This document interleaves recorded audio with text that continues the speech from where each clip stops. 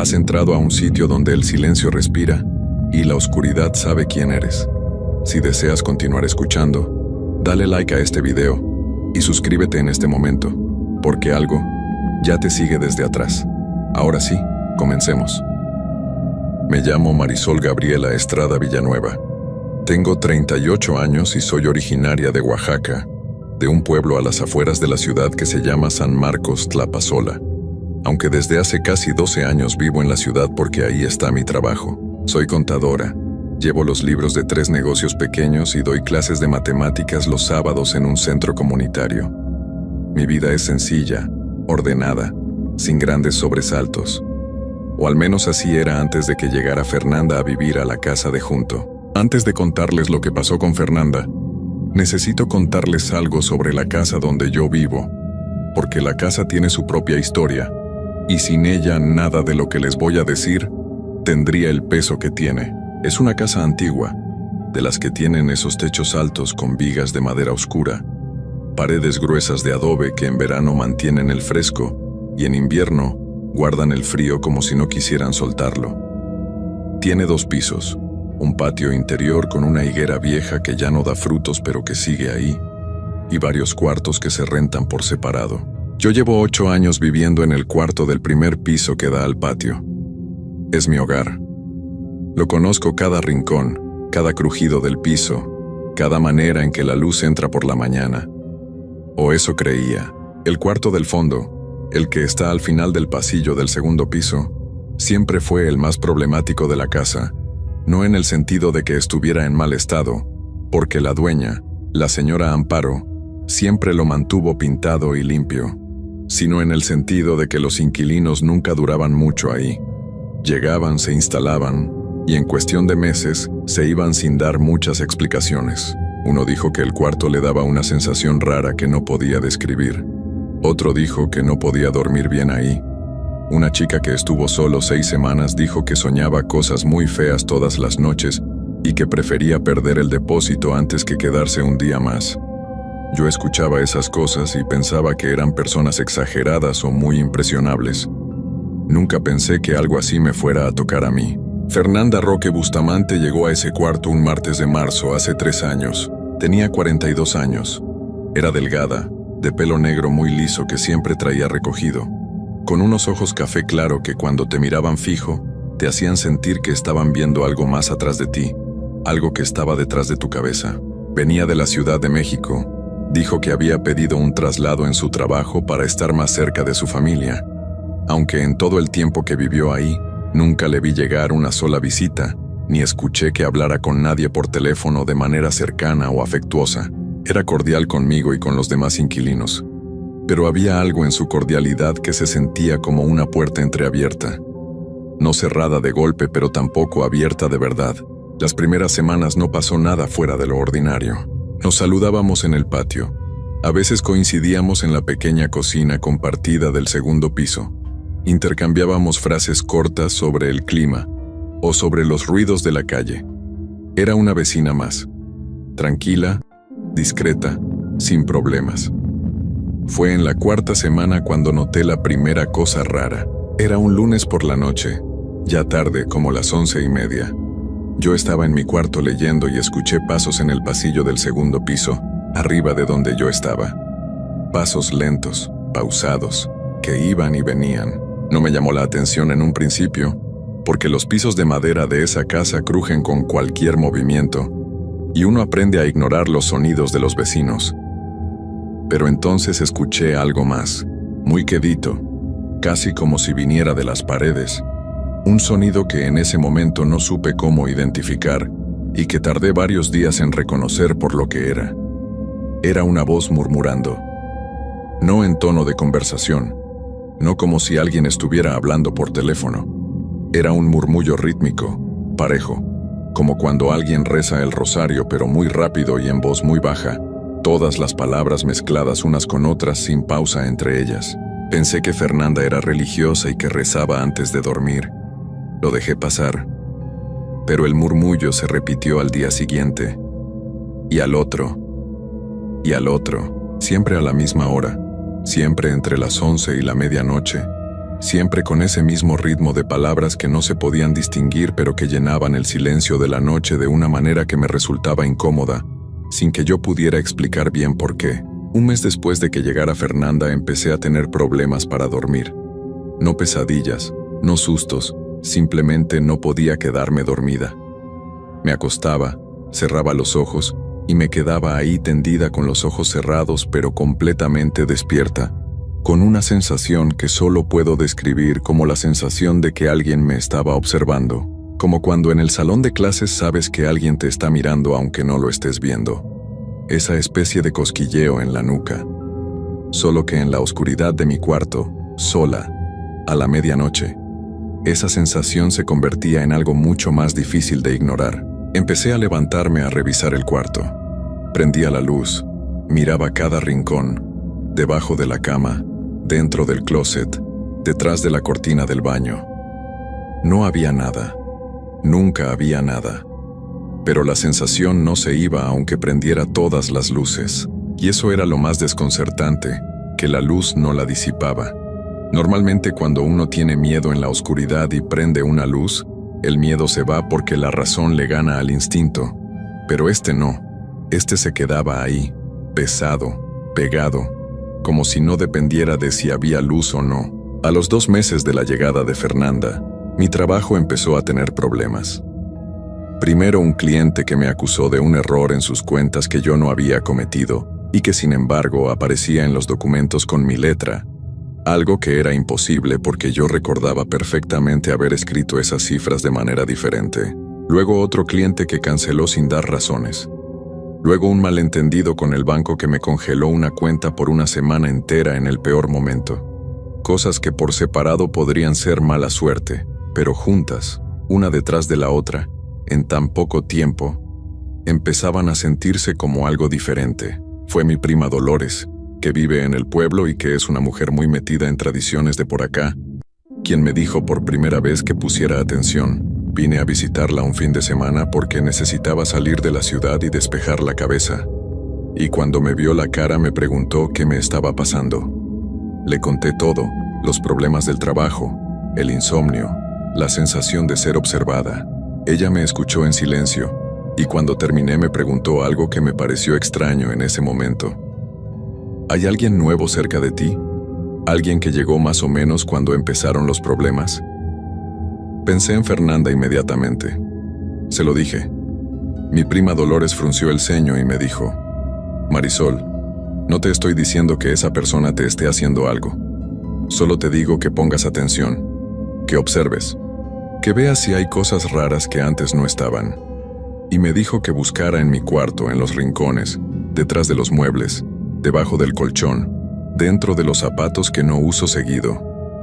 Que buscara cosas que no debieran estar ahí. Regresé a la ciudad el domingo por la noche, y antes de acostarme revisé mi cuarto de una manera que nunca lo había revisado. Moví los muebles, levanté el colchón, saqué todos los zapatos del closet, revisé las bolsas que tenía colgadas en los ganchos de la puerta. No encontré nada. Me dije que mi prima era una mujer del pueblo con muchas creencias y que yo era una adulta racional y que había que calmarse. Pero esa noche, ya acostada y con la luz apagada, con los ojos abiertos mirando el techo porque el sueño no llegaba, escuché algo nuevo. No el murmullo del segundo piso, que también estaba ahí como siempre. Algo diferente. Era un sonido muy sutil, casi imperceptible, que venía de adentro de mi propio cuarto. Como un papel que se mueve, como algo muy pequeño que se desplaza sobre una superficie. Lo escuché 3 veces, con intervalos de varios minutos entre uno y otro. Me quedé sin moverme, conteniendo la respiración, esperando el cuarto sonido. No llegó. A la mañana siguiente, con la luz del día y con mucha más calma, revisé el cuarto de nuevo. Esta vez más despacio, más meticulosamente. Y en el hueco entre la pared y el respaldo de mi cama, ese espacio de apenas unos centímetros que uno no revisa nunca porque no cabe nada ahí, encontré algo que me heló la sangre, aunque yo en ese momento todavía no supiera exactamente lo que significaba. Era un pequeño bulto envuelto en tela morada, atado con un hilo rojo, del tamaño de un puño cerrado. La tela estaba manchada, no de suciedad sino de algo oscuro que no quise identificar.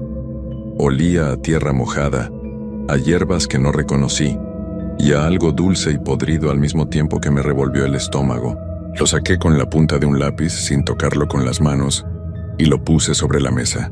Le tomé una foto y se la mandé a mi prima Dolores por mensaje. Su respuesta tardó menos de 1 minuto en llegar. Solo decía: no lo toques, no lo abras, sal del cuarto y llámame ahora. La llamé temblando.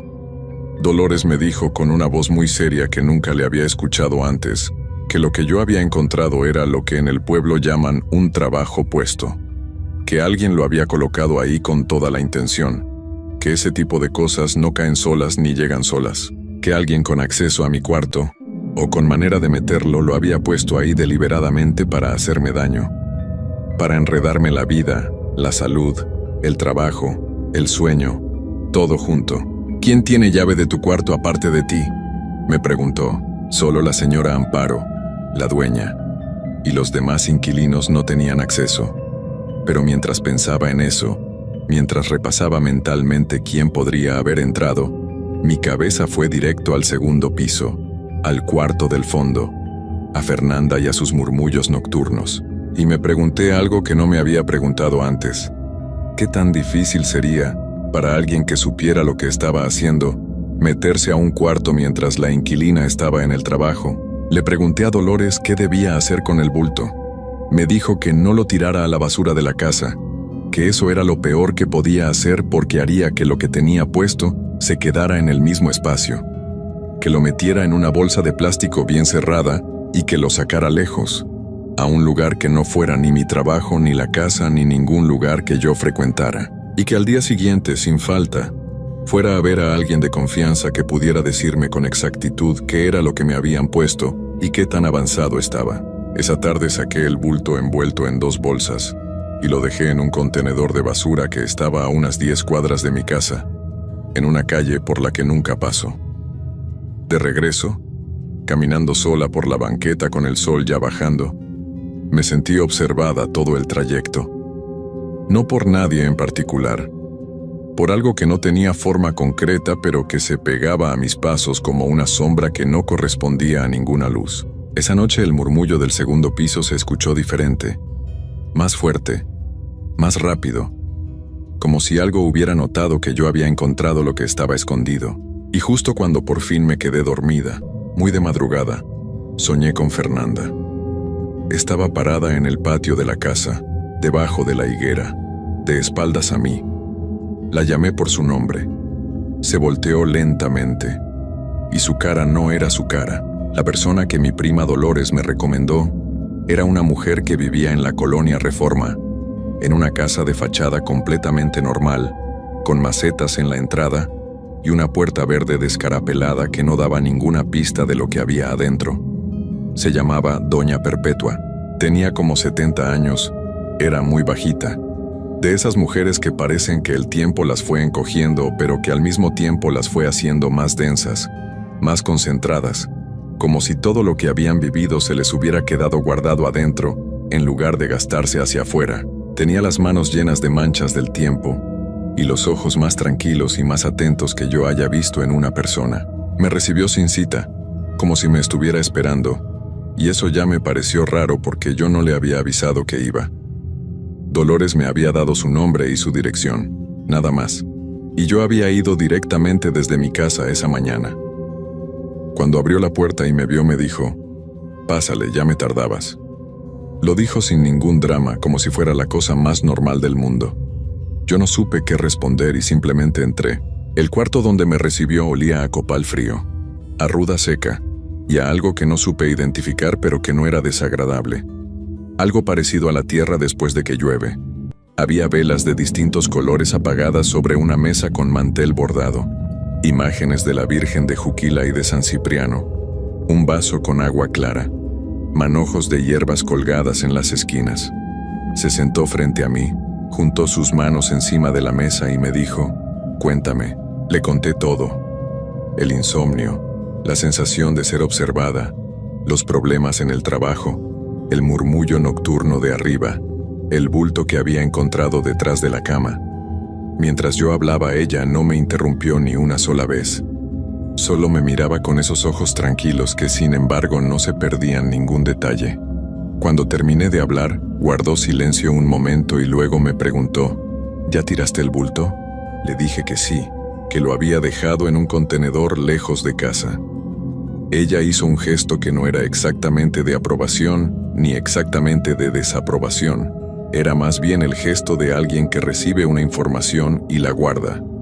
Luego me dijo algo que en ese momento me costó entender. El que lo puso ya sabe que lo encontraste, así como tú sabes que el murmullo cambió esa noche, ¿verdad? Le dije que sí, que se había escuchado diferente, más rápido. Ella asintió despacio. Cuando uno encuentra un trabajo y lo saca, la persona que lo puso lo siente. No siempre de manera inmediata, pero lo siente, y dependiendo de quién sea esa persona y de con quién trabaje, la reacción puede ser simplemente volver a poner otro, o puede ser algo más complicado. Me preguntó si podía verme las manos. Las extendí sobre la mesa. Las sostuvo un momento, las volteó, las miró por ambos lados. Presionó suavemente ciertos puntos en mis palmas que yo no sabría ubicar en un mapa. Luego las soltó con mucho cuidado, como si fueran algo frágil, y me dijo con esa misma voz tranquila, pero ahora con algo más adentro, algo más pesado. Marisol, el bulto que encontraste no era el único. Había más de uno. Y el que pusieron primero, el más antiguo, ese todavía no lo has encontrado. Se me fue el aire. Le pregunté cómo podía saber eso sin haber estado en mi cuarto. Me dijo que no necesitaba haber estado, que eso estaba en mis manos, que la carga se acumula de una manera que ella podía leer si sabía cómo. Llevas al menos 4 meses con esto encima. El bulto que encontraste tenía 2 meses, quizás un poco más. Eso quiere decir que hay algo más viejo todavía ahí. 4 meses. Eso coincidía exactamente con el tiempo que Fernanda llevaba viviendo en la casa. Exactamente. Doña Perpetua me dio instrucciones para revisar mi cuarto de una manera específica, empezando por los lugares donde nadie mira nunca. La parte de abajo del marco de la puerta, los huecos entre las vigas del techo si eran accesibles, dentro de los zapatos que menos usaba, detrás del zoclo si había partes sueltas, debajo de la tierra de las macetas si tenía plantas. Me dijo que buscara cualquier cosa que no fuera mía, un nudo de hilo, un papel doblado con escritura, semillas de ciertos tipos, tierra envuelta en trapo, pequeños paquetes de cualquier forma. No toques nada con las manos peladas. Usa una bolsa de plástico volteada como guante. Y no lo abras, sea lo que sea. También me dijo algo más, y esto me lo dijo mirándome directamente a los ojos, con una seriedad que no tenía ni un solo gramo de teatro ni de exageración. La mujer del cuarto de arriba no es simplemente alguien que te quiere mal. Hay personas que aprenden a hacer cosas por su cuenta, de manera aficionada, con envidia y con rencor, pero sin conocimiento real. Y esas personas pueden hacerte daño, pero el daño tiene límites. Y hay otras personas que saben exactamente lo que hacen porque alguien se los enseñó, o porque llevan mucho tiempo en esto. La mujer de arriba es de las segundas. Lo que hace de noche en su cuarto no es un rezo, y lo que usa para hacerlo no viene de ninguna iglesia. Le pregunté qué quería Fernanda de mí. ¿Qué le había hecho yo? Doña Perpetua suspiró lentamente y me dijo algo que se quedó dando vueltas en mi cabeza por semanas. A veces la gente no necesita que tú les hayas hecho algo. A veces simplemente eres lo que ellos quieren ser, o tener, o destruir. A veces la envidia no necesita una razón grande. Le basta con que tú existas y estés bien. Regresé a la casa esa tarde con la determinación de revisar cada centímetro de mi cuarto. Lo hice con guantes de plástico, con una linterna pequeña, moviendo cosas que no había movido en años. Tardé casi 2 horas. Y lo encontré. En el hueco entre el zoclo y el piso, en la esquina más alejada de la puerta, donde la pintura de la pared se encontraba con el suelo, y había una rendija de apenas 1 centímetro, había un papel doblado en 4, muy apretado, casi del tamaño de un sello postal. Lo saqué con cuidado usando la bolsa de plástico como guante. No lo abrí, pero al sostenerlo sentí algo que no sé cómo explicar de otra manera que diciendo que se sentía vivo. No caliente, no frío, vivo. como si dentro hubiera algo que pulsaba muy suavemente. Lo metí en una bolsa cerrada y esa misma noche lo llevé de vuelta a doña Perpetua. Ella lo tomó, lo sostuvo un momento con los ojos cerrados y luego lo puso sobre la mesa con el mismo cuidado con que uno pone algo que puede romperse o que puede morder. Cuando abrió los ojos me dijo: «Este tiene nombres adentro, el tuyo y otro. ¿Tienes pareja? ¿Alguien cercano? ¿Un hermano? ¿Alguien con quien compartas algo importante?» «Mi hermana Claudia.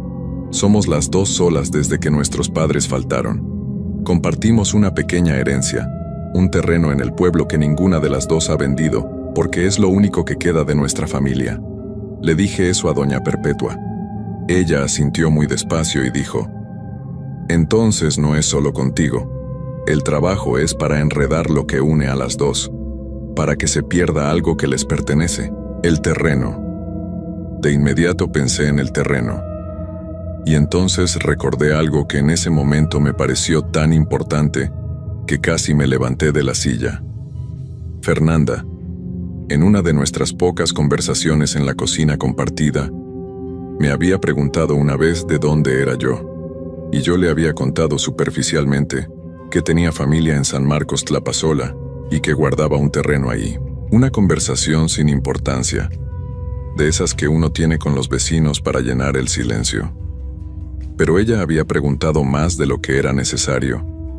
Había preguntado exactamente dónde estaba el terreno, qué tan grande era, si había algo construido. Yo le había respondido sin pensar nada malo. Ahora lo veía diferente. Doña Perpetua trabajó conmigo durante 3 semanas. Limpias, baños de hierbas específicas, una veladora encendida cada noche frente a una imagen que ella me dio, instrucciones de no cruzar palabra con Fernanda más allá del saludo mínimo, de no comer ni beber nada que viniera de ella, de no prestarle nada ni recibir regalos de su mano. También me dijo que tuviera cuidado con los umbrales, que si encontraba cualquier cosa extraña en la entrada de mi cuarto, en el piso, sobre el marco, en el dintel, lo retirara inmediatamente sin mirarlo mucho tiempo. Una mañana, al salir de mi cuarto, encontré en el piso frente a mi puerta 3 semillas negras puestas en línea, perfectamente alineadas, como si alguien las hubiera colocado con mucho cuidado mientras yo dormía. Las retiré con una escoba sin tocarlas. Esa misma tarde le avisé a doña Perpetua. Ella me dijo que eso era una señal de que Fernanda había notado que algo estaba cambiando en el trabajo que me había puesto, que lo sentía deshacerse y estaba intentando reforzarlo. Lo que pasó después fue algo que no me esperaba en absoluto. Una tarde llegué a casa y encontré a la señora Amparo, la dueña, muy alterada en el patio. Me dijo que Fernanda había dejado el cuarto ese mismo día, sin aviso previo, sin pedir la devolución del depósito, sin dejar dirección de contacto.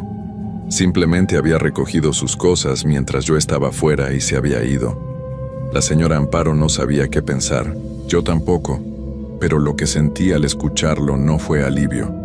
Fue un miedo diferente, más extraño, porque doña Perpetua me había dicho que cuando alguien que trabaja con estas cosas se va de golpe, sin confrontación, sin cierre, generalmente es porque ya terminó lo que vino a hacer, o porque algo lo asustó. Fui a ver a doña Perpetua al día siguiente. Le conté que Fernanda se había ido. Ella me escuchó y luego me preguntó cómo me había sentido las últimas 2 noches.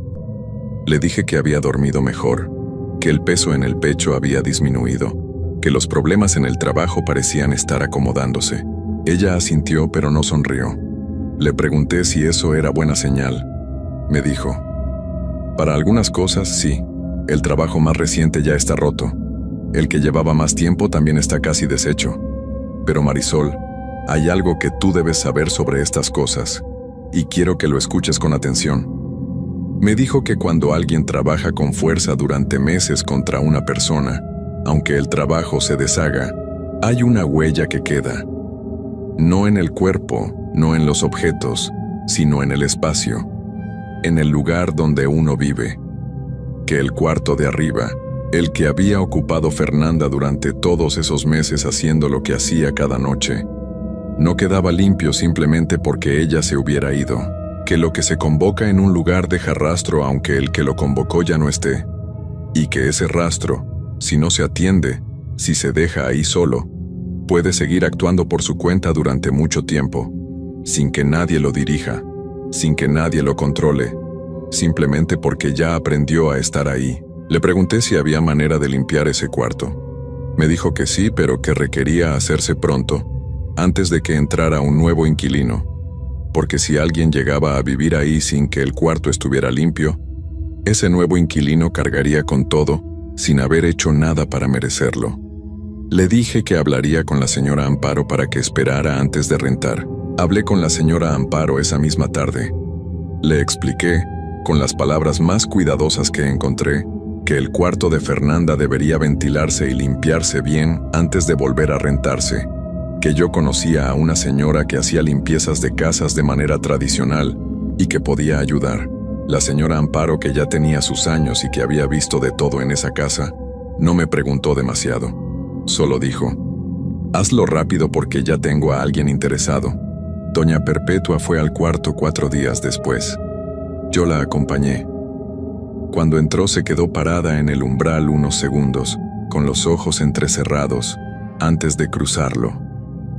Luego caminó despacio hacia el centro del cuarto y se quedó quieta ahí, mirando las 4 esquinas una por una. Luego me miró a mí y me dijo en voz muy baja: «Aquí hay mucho tiempo, mucho trabajo, muchas noches». Trabajó en ese cuarto durante casi 3 horas. Yo esperé afuera en el pasillo. Escuché rezos, escuché el crujido de las velas encendidas. Escuché en un momento algo que sonó como si alguien dejara caer algo pesado, aunque cuando pregunté doña Perpetua me dijo que ella no había tirado nada. Cuando salió del cuarto tenía la cara cansada de una manera que no era cansancio físico. Era otro tipo de cansancio. Me dijo que había hecho lo que se podía hacer, que el cuarto estaba mejor, pero que había algo en una de las vigas del techo que no había podido alcanzar y que habría que revisar cuando hubiera escalera. Que mientras tanto el nuevo inquilino podía entrar, pero que pusiera una vela blanca encendida en el cuarto las primeras noches. Le pregunté, ya en la puerta de la calle antes de despedirnos, si yo estaba bien, si había quedado libre de lo que me habían puesto. Ella me miró con esos ojos tranquilos, que sin embargo cargaban algo muy pesado, y me dijo algo que desde ese día no he podido sacarme de la cabeza por más que lo intento. Tú estás mejor, mucho mejor que hace 2 meses. Pero Marisol, cuando alguien te trabaja con la fuerza con que te trabajaron a ti, y durante tanto tiempo, no todo se deshace. Hay cosas que quedan pegadas, no para hacerte daño directo, sino como una puerta que quedó entreabierta. Una puerta que antes no existía y que ahora existe. Puede que nunca la notes. Puede que pase toda tu vida y esa puerta nunca se mueva. Pero existe. Y lo que está del otro lado sabe que existe. Pasaron los meses. Mejoré. El trabajo se estabilizó. El sueño regresó. La sensación de ser observada fue disminuyendo hasta casi desaparecer. El nuevo inquilino del cuarto del fondo, un estudiante joven, llegó sin novedad y lleva casi 1 año ahí sin quejarse de nada. La señora Amparo está contenta. La higuera del patio floreció por primera vez en años, aunque sin frutos, solo flores. Yo volví a mi rutina, a mis clases del sábado, a mis libros de contabilidad, a mi vida ordenada y sencilla. Nunca supe exactamente qué quería Fernanda. Nunca supe con quién trabajaba ni a quién había recurrido para hacerme lo que me hizo. Nunca supe si el terreno que comparte con mi hermana Claudia tuvo algo que ver con todo, aunque cada vez que pienso en esa conversación en la cocina, en sus preguntas precisas sobre el tamaño y la ubicación, algo en mi estómago se aprieta todavía. Lo que sí sé es lo que me dijo doña Perpetua sobre la puerta entreabierta, porque hay noches, no muchas, pero hay noches en que me despierto exactamente a la misma hora de siempre, las 3 de la madrugada, y en el silencio de mi cuarto, en ese silencio que debería ser solo silencio, escucho algo que viene del segundo piso, del pasillo, del cuarto del fondo, donde ahora vive el estudiante que duerme tranquilo y no se queja de nada. Un murmullo, rítmico, parejo, exactamente igual al de antes. Y lo peor, lo que me hace quedarme quieta con los ojos abiertos hasta que amanece no es el murmullo en sí. Lo peor es que ya no sé si lo que escucho viene de afuera de mi cuarto o de adentro.